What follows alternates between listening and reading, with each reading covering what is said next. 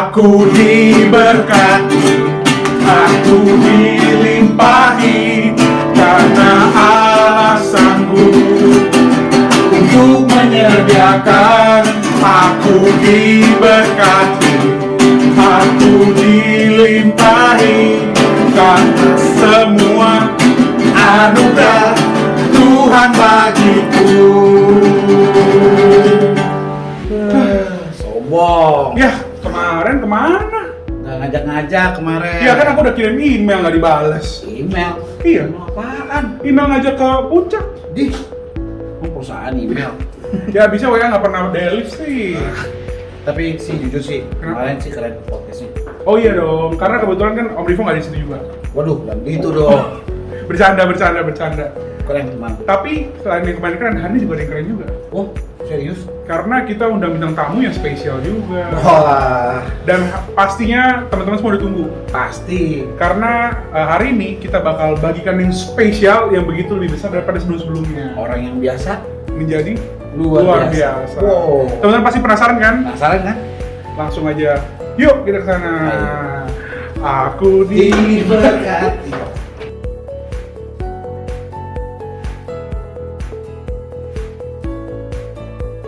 Nah, ini dia. Iya. Bintang tamunya. Jadi hari ini bintang tamunya spesial banget Om Rizko. Banget. Karena kita bicara dari bukan hanya segini gereja, tapi Tuhan pakai dari yang biasa aja, Orang biasa. orang ya. biasa aja menjadi luar biasa. Kenapa sih?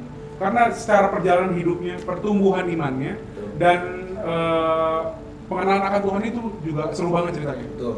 Dan itu satu lagi, bukan hanya hebat di gereja aja, tapi di dunia. Sekuler. Iya, benar Mantap. banget. Penasaran gak sih? Banget. Nah, Penasaran. langsung teman-teman mungkin juga pengen tahu atau mungkin Ada beberapa yang belum kenal. Nah, itu dia. Tapi ini kita akan kupas. Iya. Ya kan? Benar, kita akan kupas. Sisi Siapa? sisi Semuanya. iya, semuanya. yang Nah, orang bakal kaget lah ya. iya. Nah, Om Rivo, mungkin langsung aja kita kenalin aja ya. Bang, ya. Nah, langsung kita panggil ini dia ada Koya dan Cifongfo. Luar biasa banget. Thank you dulu nih Om dari Yuk. sisi sebelumnya. Koko dari sisi sebelumnya udah mau datang. Iya. Nah, perkenalan dulu nih. Jadi Koya dan Cifongfo ini melayani di GBI Sunter Mall. dan Raja Wali Selatan. Betul. Nah, jadi mungkin teman-teman yang belum tahu, kalau teman-teman udah tahu, pasti mengenal lah ya kalau udah tahu ya harusnya ya. Udah tahu lah. Kita juga penasaran nih, Cik sama Kok tahu perjalanannya sebelum melayani Tuhan kan Iya. pasti ada dong pengenalan Tuhan itu di awal seperti apa gitu. Iya. Jadi kita nih anak-anak muda kepo. Kalau aku yang mewakili anak-anak muda yang kepo, Iya, kalau ini kalau ini generasi anak- Z ya. Iya, Aduh. lebih tua lagi dong. Generasi juga nih yang kepo. Jadi kita mau tanya-tanya hari ini, mau tanya-tanya gimana sih awal mengenal Tuhan dan perjalanan hidupnya gimana. Nah, kalau tadi Om Riko bilang awal Awal melayani. Iya. Apa? Atau kenal Tuhannya gitu. ya, Oke, Shalom semuanya, para penggemar acara Obsesi dimanapun Anda berada, ya. Salam kenal, saya Yahya Kurniawan dan istri saya Herjani. Ya. Tadi memang dikatakan kita ini orang biasa, emang betul kita ini orang biasa, ya. Dan bagaimana orang biasa itu bisa melayani Tuhan? Memang seperti orang yang bertobat gitu ya. Tadinya tidak mengenal Tuhan jadi bertobat mengenal Tuhan. Dan itu bagaimana caranya bisa terjadi seperti itu? Wah, penasaran Ya. ya. Ya, jujur saya dari lahir sudah Kristen.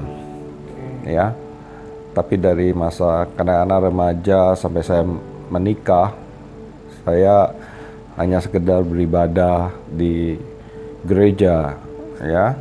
Dan kebetulan gereja saya waktu itu tidak menekankan tentang karunia-karunia Roh Kudus, terutama tentang bahasa roh, ya. Dimana kalau di karismatik kita mengenal artinya yang disebut dengan baptisan roh dengan tanda awal apa? Berbahasa roh, betul ya. Nah dulu saya termasuk orang yang menolak tentang bahasa roh. Kenapa? Ya karena kita tidak berbahasa roh, satu. Dan kedua, saya berasumsi bahwa kalau bernubuat itu lebih baik daripada berbahasa roh. Karena kalau kita bernubuat kan ataupun membawa kata-kata yang ini lebih bisa dimengerti. Sedangkan bahasa roh hanya untuk diri kita sendiri. Seolah-olah kelihatannya egois gitu loh. Sampai suatu ketika saya dalam hati saya rindu sekali untuk bisa berbahasa roh, ya, sehingga waktu itu saya datang kurang lebih menjelang tahun 2000 di JHCC, ya, Jakarta Hilton Convention Center, pada acara kebaktian pencurahan Roh Kudus hari raya apa? Pentakosta. Nah, di situ saya berdoa dalam hati saya, kalau memang ini Tuhan mau pakai hidup saya, ya, baptis saya dengan Roh Kudus. Dan kita tahu tanda awal orang yang dibaptis dengan Roh Kudus yaitu berbahasa roh, ya. Dan saya tidak maju, tidak mau untuk panggilan altar call atau apa. Karena posisi itu masih belum percaya. Ya? Karena saya belum percaya, saya masih mengikuti Jemaat biasa tradisi saya gitu loh. Sehingga saya hanya berdoa, kalau Tuhan mau pakai saya, urapi saya, dan saya bisa berbahasa roh pada hari pencurahan Roh Kudus itu. Ya, kebetulan saya sengaja duduk di balik pilar, supaya pendetanya juga tidak lihat, sehingga yang lihat adalah Tuhan dan saya aja gitu, hati saya gitu. Nah, disitulah ketika terjadi pencurahan Roh Kudus, ya, tiba-tiba mulut saya mengeluarkan kata-kata yang saya tidak mengenal dan mengerti, ya. Dan sejak itu timbul kerinduan untuk mengenal siapa Dia lebih dalam lagi, ya. Sehingga saya akhirnya memutuskan untuk beribadah waktu itu di Danau Sunter dengan gembala Karayan kita sekarang, Hakiki, ya. Saya sebagai jemaat biasa saja, ya. Tapi saya bilang titik awal setiap kita untuk bisa dipakai Tuhan lebih lagi adalah ketika Roh Kudus memenuhi hati dan pikiran kita. Kalau kekuatan kita, kemampuan kita, ataupun pengaruh dari orang-orang hebat sekalipun, ya tidak ada artinya. Yang sangat berarti adalah ketika Roh Kudus dicurahkan. Saya ingat arti Pentakosta yang ketiga sekarang, yaitu anak-anak muda generasi Yeremia, ya, untuk dia bisa cinta mati-matian kepada Tuhan Yesus, syaratnya adalah dipenuhi Roh Kudus. Nah, itulah titik awal kehidupan kerohanian kita. Dan tadinya biasa-biasa saja, sehingga kita mempunyai satu kerinduan rasa haus dan lapar untuk terus melayani Tuhan. Nah, terus kita nggak tahu apa yang harus kita lakukan gitu loh. Ya, bersyukur kita punya komunitas yang baik, ya, yang mengajar kita, dan disitulah kita masuk dalam yang namanya dulu Family Altar. Ya, di situ kita diajar untuk melayani, ya. Dan awal saya melayani hanya sebagai usher, ya, cuma modal senyum, jabat tangan, shalom, dan Oh iya benar. dan itu bertahun-tahun tuh, nggak 1-2 tahun tuh, bertahun-tahun tuh. Karena memang saya memang nggak biasa untuk berkata-kata. Saya orang yang pemalu nih, orang yang tidak pandai berkata-kata seperti Musa. Saya tidak pandai berkata-kata, saya patah lidah gitu loh. Ya kan, kalau saya bicara di depan orang pun kaki saya suka gemeter gitu loh, karena saya tidak pandai berbicara. Nah, gini, aku mau tanya nih sebelum dilanjutin. Berarti Om dari sebelum mengenal Roh Kudus, mungkin udah tahu Roh Kudus tapi belum berbahasa roh, ada nggak sih perubahan hidup atau perubahan pemikiran yang baru gitu. Kan dari sebelum menjadi mengenal gitu, pasti ada dong perubahan-perubahan itu.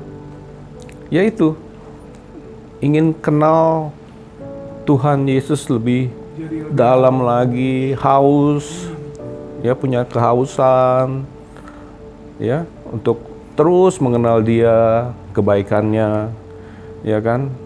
Ya, karena saya pada saat itu setelah saya bekerja sekian tahun, saya melihat bagaimana Tuhan juga menolong, ya, artinya yang tidak mungkin menjadi mungkin, ya.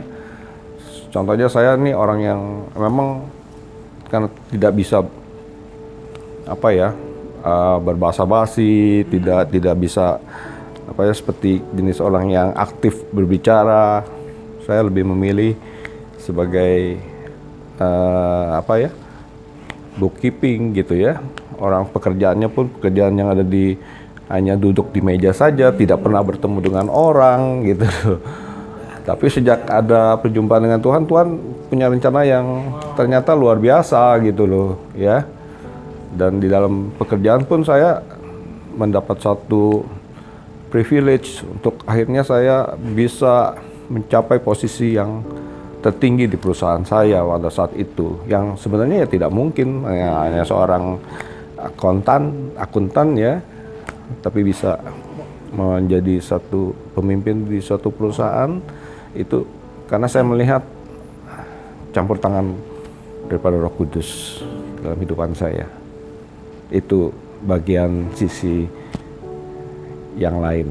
Berarti selain jabatan, apakah talenta juga berkembang dong? Dari interview Om bilang cuma bisa salam-salamin sampai bisa bicara di depan banyak orang. Betul. Juga Yang termasuk tadinya menghindari untuk berbicara banyak dengan orang gitu. Setelah aktif dalam melayani Tuhan, Tuhan ubahkan pelan-pelan ya Pak ya. Iya, karena di awalnya Sampai dia. di pekerjaan kita kan yang tadinya ini kita harus bisa membimbing orang-orang lain di dunia marketing, ya wilayah-wilayah yang lain, dan itu yang Tuhan berikan tanpa saya sadari, ya kemampuan itu, ya sehingga kita bisa mencapai satu posisi yang baik, yang mungkin dirindukan oleh orang banyak gitu. Namun itu tidak membuat saya merasa puas di situ. Karena yang Tuhan mau kan bukan sekedar itu, tapi melayani Tuhan lebih lagi. Iya. Dan mungkin sorry nih, kalau orang dunia belum mengenal Tuhan pun, kalau di posisi Om Yaya mungkin bilang, oh ini karena diri gua, karena diri saya sendiri, karena saya mampu. Tapi karena udah mengenal Tuhan, di situ kita dapat di mana, oh ini semua dari Tuhan. Benar ya Om ya? Karena kalau kita nggak mengenal, mungkin kita bilang, oh ya, kalau kita mungkin nggak mengenal Tuhan kok, mungkin kita merasa, wah ini mah emang udah tugas gue, emang saya udah berusaha keras. Udah saya berusaha keras, tapi karena di situ Om mengenal dulu Tuhan ya, baru di situ Om punya pemikiran yang baru juga di situ. Aku ngerti sih. Oke. Sangat berharga ya. Iya benar banget. Pembicaraan kita makin menarik aja. Iya benar banget.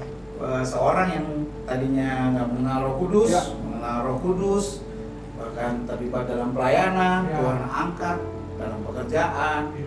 dalam pelayanan. Tapi Om Rivo, kita pengen tahu nih dalam perjalanan pelayanan Om Yahya. Betul. Ada nggak pasang Iya. surutnya? Ada nggak pasang surutnya? Apakah pernah merasa capek, lelah gitu? Atau mungkin seperti apa gitu? Boleh cerita? Oh. Iya, saya melayani Tuhan dengan dasar untuk membalas kasih setianya Tuhan. Amin. Betul banget. Ya, motivasi saya melayani Tuhan tuh ya semata-mata untuk mengingat terus kebaikannya Tuhan. Itu aja gitu loh. Sehingga saya mau belajar ya. Kalau di kita ada namanya istilahnya ya, KOM 100, 200, 300. Nah, itu kita ikuti sampai selesai. Kita belajar terus sehingga kita juga diberi kemampuan ya. Dalam pelayanan juga kita boleh meningkat ya. Dan kita boleh terus melihat apa yang rencana Tuhan ke depan bagi setiap kita kalau kita belajar, karena bukan cuma hanya Kepercayaan Tuhan aja yang menunggu, kita- tapi kita juga harus aktif belajar ya, Siapkan diri. Ya. mempersiapkan diri supaya kita betul-betul mengenal Tuhan lebih dalam lagi di situ, ya. Jadi tertarik banget nih dengan jawaban-jawaban Ko Yahya, gimana begitu bijaknya. Apakah mungkin jangan-jangan di kehidupan Ko Yahya itu semua berjalan mulus saja lagi? Atau semua jangan-jangan semua doa-doanya dijawab? Langsung jawab gitu. Apakah itu yang terjadi? Atau Jadi bikin Ko Yahya itu semakin selalu tuh kuat gitu? Apa begitu kok? Ya enggak lah, kehidupan kita selalu ada, tentunya ada pasang surutnya, tuh manusia biasa, ya, bro. karena kita manusia biasa. Tapi yang luar biasanya kalau kita di dalam Tuhan, ketika kita menghadapi kesurutan, ya, itu adalah waktu di mana kita sedang diproses oleh Tuhan untuk bisa kita meningkat, ya, sehingga ketika kita diproses, ya kita jangan lari, jangan mengundurkan diri, ya, tapi kita ikuti proses itu. Pasti setiap kita mengalami masa-masa seperti itu. Dalam pelayanan juga demikian, ya. Saya pernah mengalami masa-masa di mana apakah saya layak untuk terus melayani Tuhan atau enggak. Itu aneh kan? Keren ini. Boleh tahu kok? Boleh. Maksudnya gimana tuh kok? Gimana? Ya, sebagai manusia biasa mungkin kita pernah jatuh dalam dosa. Ya. Di mana dosa itu akan membuat hubungan kita dengan Tuhan terputus. Kita tidak bisa merasakan hadirat Tuhan.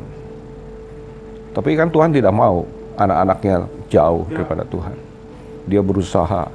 Saya ingat kisah di mana Tuhan menampakkan diri kepada Petrus. Itu terjadi ketika Petrus semalam sebelum Tuhan Yesus disalib, dia menyangkal Tuhan Yesus berapa kali? 3 kali, ya. Dan bagi Petrus itu adalah hal yang paling mungkin bagi pemikiran saya paling rendah di dalam kerohaniannya. Titik rendah ya. Titik terendah seorang Petrus, sehingga dia merasa putus asa, ya. Tapi Tuhan Yesus kan baik. Amin. Setelah dia bangkit dari antara orang mati, secara khusus dia menampakkan diri kepada Petrus. Bahkan di 1 Korintus 3 ayat 15 itu ditulis secara jelas. Dia menampakkan diri kepada Kefas.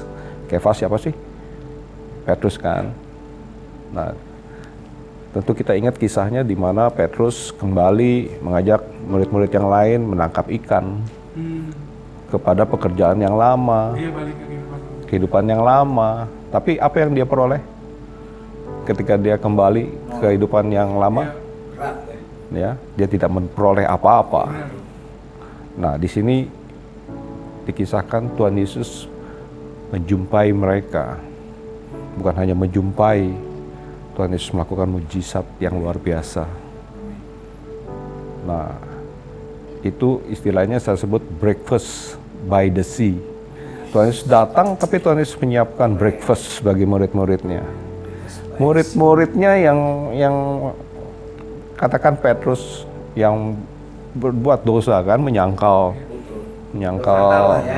Tuhan Yesus. Kan Tuhan Yesus pernah ngomong, siapa menyangkal aku di depan manusia, aku juga akan menyangkal dia di depan Bapakku di surga. Wah, Tuhan Yesus kan the man of integrity. Apa yang dia katakan, itu yang akan terjadi. Nah, Tuhan Yesus tidak mau kehilangan Petrus. Secara khusus dia menjumpai Petrus. Nah, kehidupan Petrus ya mirip dengan kehidupan saya.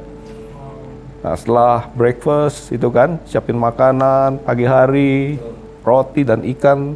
Yang nyiapkan Tuhan Yesus, bukannya Petrus. Enak banget rasanya Petrus tuh ya. Ya. Ya kan? Gimana? Iya lah, aku juga mau jadi Tapi kisahnya itu tidak berlanjut sampai di situ. Tapi setelah breakfast ini, Tuhan Yesus membuat satu pertanyaan, menanyakan Petrus. Dia sebut bukan Petrus, tapi Simon, anak Yohanes. Apakah engkau mengasihi aku lebih daripada mereka? Pertanyaan itu berapa kali? 3 kali. 3 kali. Petrus menyangkal Tuhan Yesus berapa kali? 3 kali. Ya kan? Petrus jawab, "Ya Tuhan, aku sungguh mengasihi Engkau." Dan Tuhan Yesus jawab apa? "Kalau begitu, gembalakanlah domba-dombaku." Berapa kali? 3 kali. Tapi kalau dalam bahasa Inggrisnya dikatakan bukan cuman domba yang kecil, tapi ada juga domba yang besar, ya. Jadi ini mempunyai pengertian kita harus mengembalakan bukan cuman ya yang muda, tapi juga yang sudah senior, yang sudah berumur, ya kan? Itulah di masa-masa saya waktu itu mempunyai satu kebimbangan, apakah saya pantas ini jadi melayani Tuhan, mengembalakan, ya kan? Padahal kehidupan saya, kadang-kadang ya tadi pasang surut, mengalami masa-masa yang sulit juga. Tapi di situ saya belajar. Kenapa? Karena pada saat itu saya ikut rombongannya karyawan kita ke Israel. Iya, dan ada di tempat di mana Petrus itu berjumpa dengan Tuhan di tepi Danau Galilea. Dan di situ saya mendengar. Itu saya dalam pergumulan, apakah saya mau lanjut melayani Tuhan atau enggak. Tapi ketika itu seperti suara Tuhan ngomong, "Gembalakanlah domba-dombaku." Audible tuh ya, Kon. Ya dengar tour leadernya ngomong, sehingga saya punya satu jawaban. Ya, artinya apa? Kok Petrus bersalah, dia minta ampun, ya kan? Di mana pengampunannya yang dia terima? Saya tanya sama tour leadernya, kebetulan orang Israel. Dia sebut Simon, anak tadi apa? Yunus, ya, Johana. Itu artinya apa? I forgive you, katanya. Jadi disitulah saya mendapatkan kesalahanmu apapun, seberat apapun. Ketika kita datang sama Tuhan minta ampun, Tuhan pasti ampuni. Bahkan Tuhan akan beri kita kemampuan lebih untuk melakukan apa yang Tuhan rancangkan dalam hidup setiap saudara dan saya. Kira-kira begitu. Di rombongan itu bahkan sekeliling Koya itu nggak ada yang tahu pergumulan apa yang Koya bawa kan di Israel. Tapi ketika ke situ malah dijawab, bener ya? Betul sekali. Wow, luar biasa banget. Nah, ini kan kita udah dengar tentang Koya ya. Iya. Tentang proses kehidupan. Bagaimana pertumbuhan Iya, iman. betul, pertumbuhan iman. Dan kita kan Iya. narasumber kita Dua orang, benar. Nggak enak kalau nggak semua teman-teman juga penasaran. Iya kali. benar. Pengen Pengen dengar suaranya di Iya. Wowfong. Dan kita juga pengen tahu ada nggak sih proses-proses yang terjadi gitu ya? Betul. Nah, pertanyaan gue sih pengen tertarik mau ini sih tentang hubungan suami istri, apakah baik-baik aja dalam sementara melayani Tuhan, Iya. gitu. Proses dalam keluarga lah Iya, ya. betul. Proses dalam keluarga. Apa itu? Jadi itu proses dalam keluarga ya. Iya. Iya Ci. Kira-kira tahu nggak kita sudah berkeluarga berapa lama? Nah, itu Wah. berapa? Bentar ya. 15 tahun? Akan 4. 20? Nggak tahu, aku nggak tahu kok. 15 tahun ada? Tebak aja berapa? 15 tahun. Kelihatannya soalnya masih umur 35. Wah, keren. Wah, di diskon dong. Berapa lama sih? Jadi itu kami telah berkeluarga tahun ini ya, selama 30 tahun. Wah. Wih. Kamu belum nyampe, nak. Aku- Ya, aku kamu belum. masih. Kamu umur berapa, Nak? Aku baru 21 tahun ini 22. Ya, jadi Wow. kita udah berkeluarga 30 tahun. Lama ya, waktu yang lama. Tapi ya kami tetap bersyukur walaupun kami tidak diberi keturunan. Oke. Jadi banyak orang yang lalu tanya, kok nggak berobat kemana-kemana? Ya mula-mula ya kami berobat gitu loh, ya kan. Awal-awal perkawinan kami berobat kemana sampai ke Singapura ya. Tapi ya karena kondisi kesehatan kami baik-baik aja. Jadi kami tidak terlalu memikirkan kenapa kami belum dikasih keturunan gitu loh. Ya, kami tetap saja bersyukur dalam hal ini walaupun tidak diberi keturunan gitu loh. Cici nggak ada kecewa, oh ya nggak ada kecewa sama Tuhan? Ya tuh Apakah respon sempat- apa? Iya. Respon hati apa gitu yang Cici mungkin alami?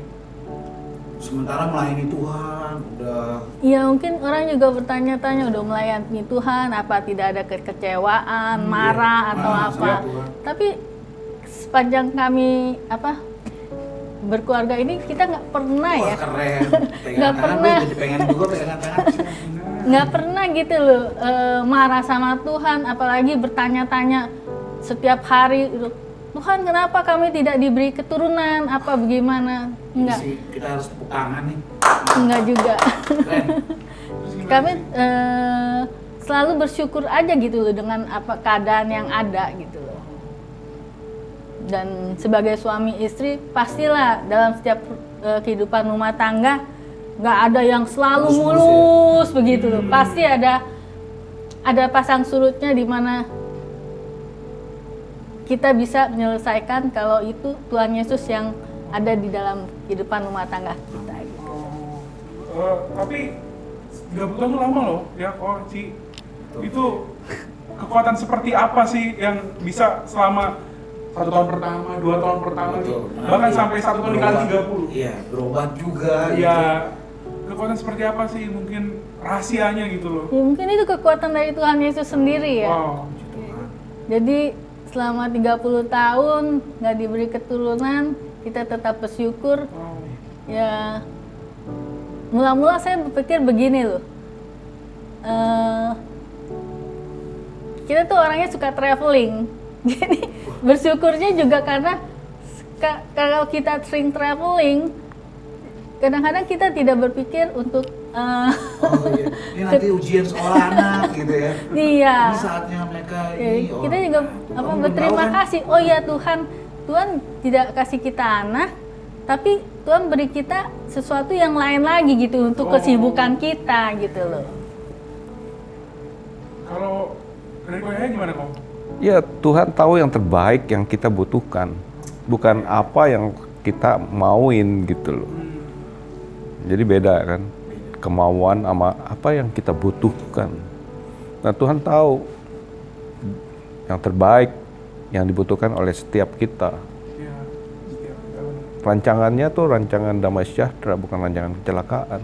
Wow. Itu aja. Kalau kita kenal dia yang punya rancangan, apapun yang terjadi sampai saat ini, kita tetap berserah, bersyukur gitu. Kedaulatan Tuhan. Iya, dia yang punya segala sesuatu. Dia yang miliki kita. Ngapain kita harus marah? Kita harus kecewa. Ya kan? Ya, secara ini saya punya adik, Pongpong punya adik. Adik-adik kami semua mempunyai keturunan. Ada yang 2, ada yang 3. Ya kan? Cuma kami aja belum. Tapi itu tidak membuat kami kecewa sama Tuhan. Tuhan udah tahu kok bagian kita, bagian saudara, bagian saya. Yang terbaik Tuhan berikan. Kan itu firman-Nya. Nah, jadi kita hanya follow aja, ya kan? Apakah seperti Abraham yang umur 75 tahun, umur Amin. 100 tahun baru dapat keturunan. Kita nggak tahu, itu semuanya kedaulatan Tuhan kok. Yang kita lakukan hari demi hari hanya mengucap syukur. Itu yang membuat kita terus bergairah sama Tuhan. Melihat kebaikan Tuhan. Dengerin, lu putusin acara aja udah langsung kecewa sama Tuhan. Enggak lah, maksudnya aku sih kena loh. Maksudnya jadi setiap perancangan Tuhan tuh berbeda-beda untuk setiap orang. Betul. Karena misalnya mungkin Om Rivo ini terakhir seperti apa, aku terakhir seperti apa, setiap orang berbeda-beda. Betul. Luar biasa banget. Luar biasa banget. Dan buat teman-teman juga yang mungkin nonton ya, menyaksikan acara ini bahwa ya ingat itu bahwa Tuhan memberikan sesuai apa yang kita butuhkan. Ya, Ya, benar. itu- Apa yang kita itu- butuhkan, Apa yang bukan apa yang kita inginkan. Iya, itu banget. Itu anak muda banget tuh, harus tahu tuh. Iya benar, karena sekarang anak muda udah yang nggak dipenuhin udah pergi dari rumah, Oh gitu. nggak dipenuhin, nggak orang tua nggak Keinginan rasanya gitu. kayak kok dia nggak sayang sama, kok orang tua nggak sayang sama aku ya, rasanya seperti itu. Tapi kamu nggak begitu kan, Nak? Aku nggak begitu, Oke. aku tetap masih di rumah sampai hari Keren ini. banget. Makasih banyak ya Cifong Fong udah bagi tentang ini juga gitu.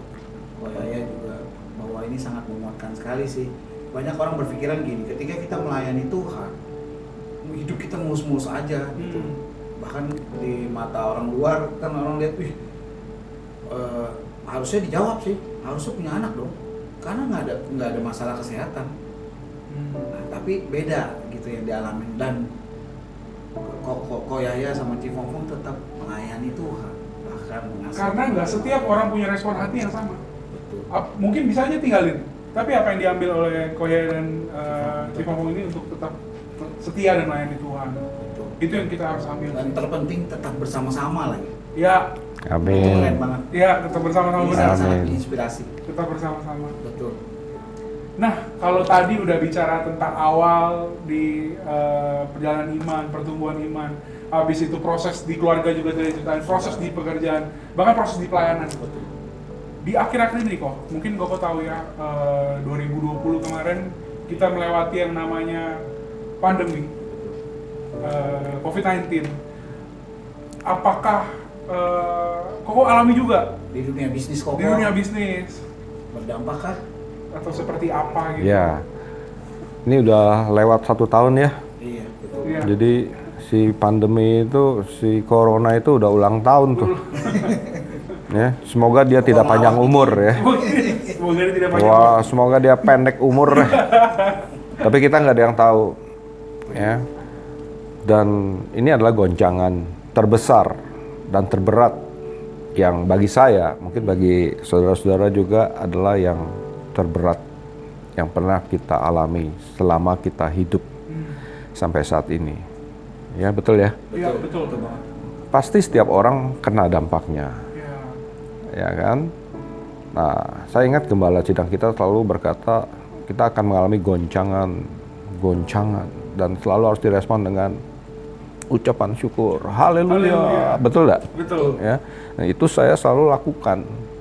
Setiap kali dengar goncangan, haleluya. Nah, dulu saya pernah mengalami goncangan tahun 98, goncangan yang terbesar, yang cukup mengerikan pada saat itu. Dan saya melihat di situ tangan Tuhan tuh luar biasa menolong kita, bahkan merubah kehidupan kita. Dan saya percaya setiap goncangan itu ada 2 mata sisi, ya kan? Satu merupakan resiko, yang kedua adalah kesempatan atau opportunity. Oh, menarik sekali. Ya. Tergantung kita mau milih yang mana. Respon kita lagi ya. Respon kita lagi. Kalau respon kita benar, maka Tuhan akan menyediakan yang sesuai dengan apa yang kita responin, gitu loh. Tentu setiap kita mengalami goncangan, nggak ada siapapun yang tidak mengalami goncangan. Ya, tetapi ingat, bagi kita orang yang percaya, ya, apalagi dikatakan inilah goncangan penuaian jiwa terbesar dan terakhir sebelum kedatangan Tuhan Yesus datang. Ini yang harus kita responin, gitu loh. Dimana Tuhan akan pakai setiap kita. Jadi responnya harus positif terlebih dahulu. Kedua, ada bagian kita dan ada bagian Tuhan. Bagian Tuhan memberkati, ya kan? Pernah ingat kan? Kalau saya bacakan Malaki 3 pasti kalian tahu dah. Ya. Di sini Tuhan bilang, aku akan menghalau belalang pelahap, ya, pelompat, mengerik, apapun namanya, sakit penyakit, masalah ekonomi, ya. Kalau kita melakukan apa yang menjadi bagian kita, apa itu? Ya, salah satunya kalau bicara tentang ekonomi, ya, kita kembalikan perpuluhan itu miliknya Tuhan. 10% kan, yang 90% milik siapa? Ya miliknya Tuhan juga. Jadi kita nggak pernah berkata, oh ini adalah kepunyaan saya. Itu punya Tuhan semuanya. Cuman kita diberi tanggung jawab untuk mengelola itu. Betul enggak? Betul. Betul. Ya. Saya ingat tadi saya dengar khotbah pada hari Minggu. Kalau suatu bank kedatangan perampok, si teller yang pegang uang di situ, ketika dia diminta uangnya oleh perampok itu, dikasih nggak? Dengan ditodong pistol misalnya. Kasih. Kenapa? Bukan uang dia. Betul nggak? Kenapa saya harus stres? Bukan uang saya, uangnya Rivo mungkin yang taruh di situ, uangnya dia yang stres karena dia memiliki gitu loh. Tapi kalau kita punya sikap hati, oh apa yang kita miliki hari ini itu adalah semuanya daripada Tuhan yang harus kita kelola dengan baik. Nggak ada yang perlu kita takutkan sebenarnya. Tapi banyak orang yang merasa khawatir, takut bahwa ini milik saya udah kehilangan. Sehingga dia merasa kecewa, takut. Nah, di masa-masa pandemi ini ya Tuhan mau ngajar kepada kita. Ya. Yang tadi Koko bilang kita harus lihat dari dua sisi itu loh, itu menarik banget tadi. Koko lihat ini satu peluang, apa yang Koko lakukan gitu? Ya, peluang itu dalam arti kata dikatakan apa yang bisa kita kerjakan di saat-saat seperti ini. Iya. Ya, contoh kemarin ya, ini yang saya lakukan nih ya. Kita perlu tahu nih, seneng banget. Harga masker naik. Tadinya cuma berapa ribu per box jadi sekian ribu. Ya.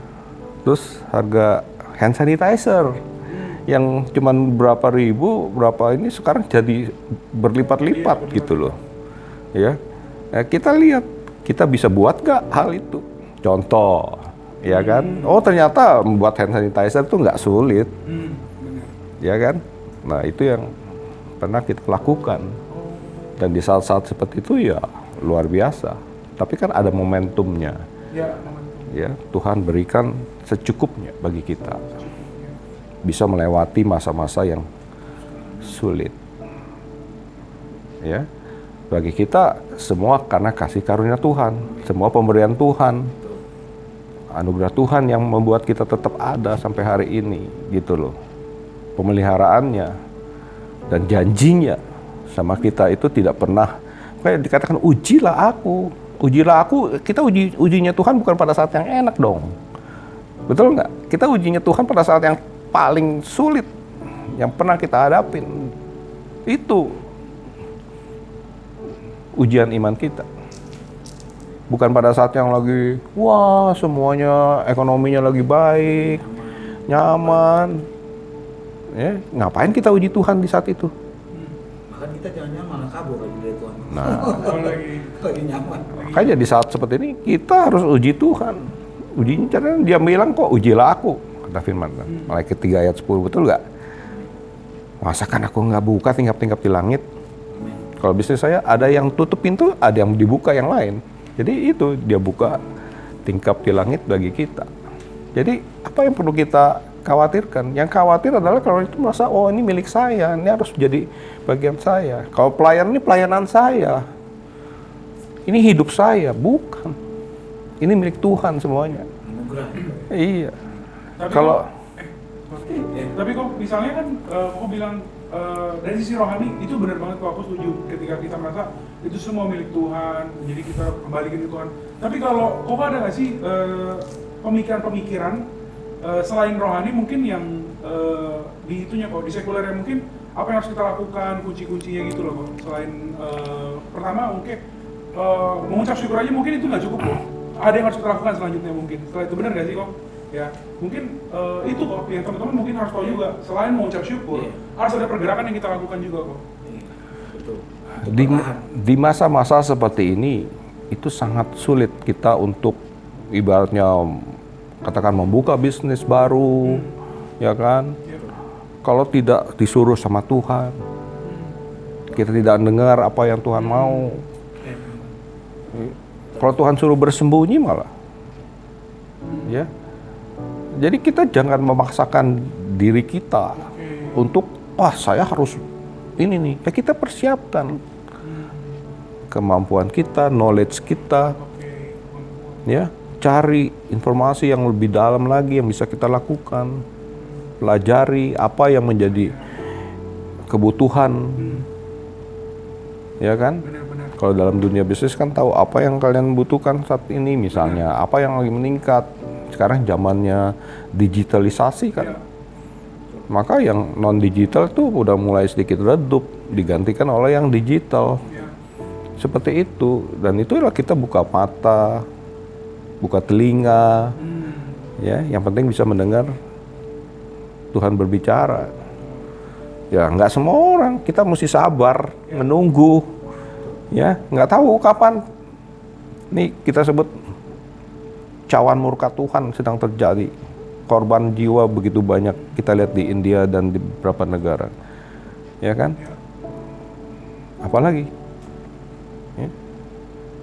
Ini masa-masa perhentian kita, masa-masa kita untuk ibaratnya memperkuat insight kita, ya. Jangan terlalu agresif untuk melakukan hal ini dan hal itu. Bagi saya ya. Dan selain pakai masker harus pakai logika Tuhan juga. Asik. Iya sih. Bener ya, Bang? Masih dekat ya. Iya, masih dekat lah, masih dekat nih. Selain pakai masker, kita juga harus pakai logika Tuhan juga. Kalau enggak, sama aja. Waktu nggak terasa ya. Iya, iya. Ternyata kita udah sampai di ujung acara. Ujung acara. Terima kasih Ko Yaya, Cifongfong udah hadir Iya, di makasih, Bang. Obsesi. Sangat-sangat memberkati Ya. sekali. Kalau dari aku sih, aku dapetin banyak ya tentang bahwa apapun yang dalam hidup kita udah melayani Tuhan pun, gitu, nggak ada masalah, nggak bisa juga kita harus maksudnya kayak kita kayak Tuhan, saya udah melayani Tuhan loh, Ya. saya udah wakil gembala, saya udah imam musik, Emang iya? saya udah lama, Emang iya kamu? sepertinya contohnya. Oh iya. Saya udah puluhan tahun melayani Tuhan, kok ini aja Tuhan nggak bisa angkat. Bahkan dari Cifongfong aja bilang bahwa yang kesaksian yang tadi Cifongfong ceritakan itu menurut beberapa orang ya di luar mungkin kok dia melayani Tuhan puluhan tahun kok nggak diberi keturunan. Ada aja yang menilai seperti Ya. itu kan. Nah itu maksud aku itu sangat-sangat menguatkan aku gitu. Ya. Itu banget.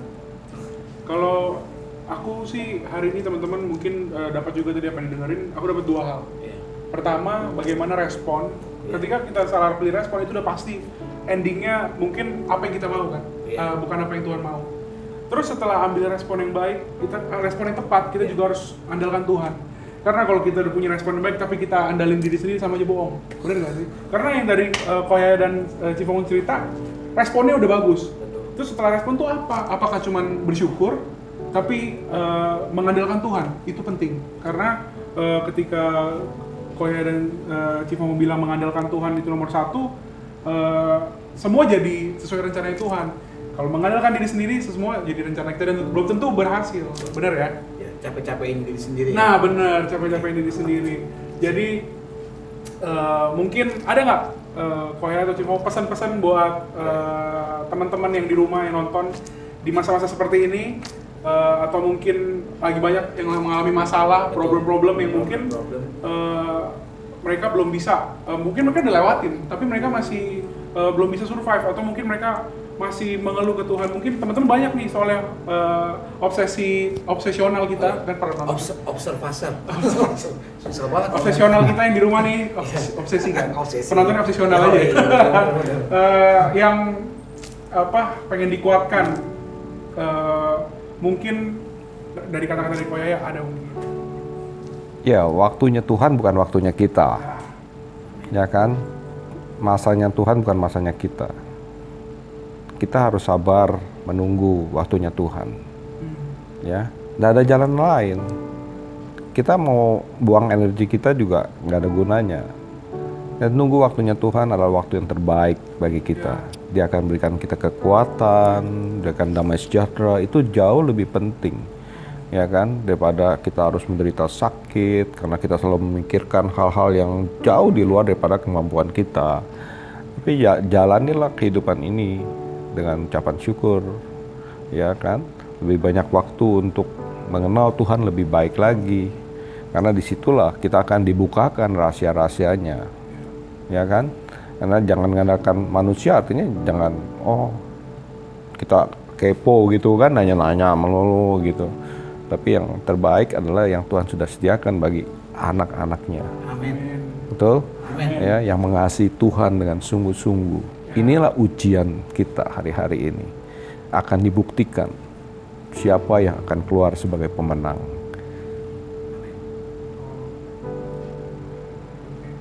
Mungkin kok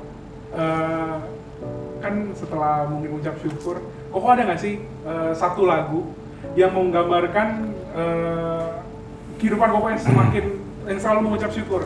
Kan kalau misalnya ada teman-teman, biar mungkin teman-teman bisa dengerin juga. Betul. Mungkin ketika aku percaya sih, karena setiap lagu rohani yang dibikin itu semua dari firman Tuhan. Amin. Jadi ketika itu salah satu penguatan. Ada nggak sih kok yang koko pegang, yang koko sering dengar mungkin kalau koko dalam keadaan seperti itu yang tadi kita cerita? Ya, semua karena kemurahan Tuhan, betul nggak? Ya, Ya betul. kan? Amin. Nah, saya selalu ingat lagu itu. Oleh karena kemurahan Tuhan, ku ada sampai hari ini.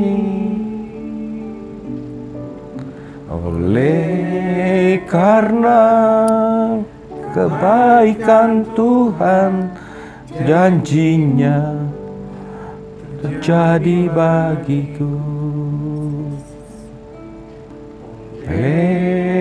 Karena kemurahan Tuhan, ku ada sampai hari ini.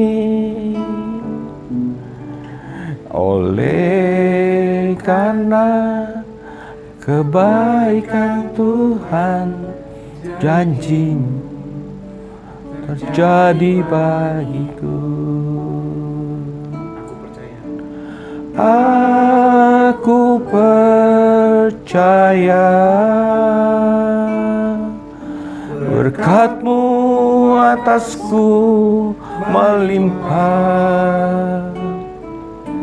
kebajikan kemurahan selalu mengikutiku.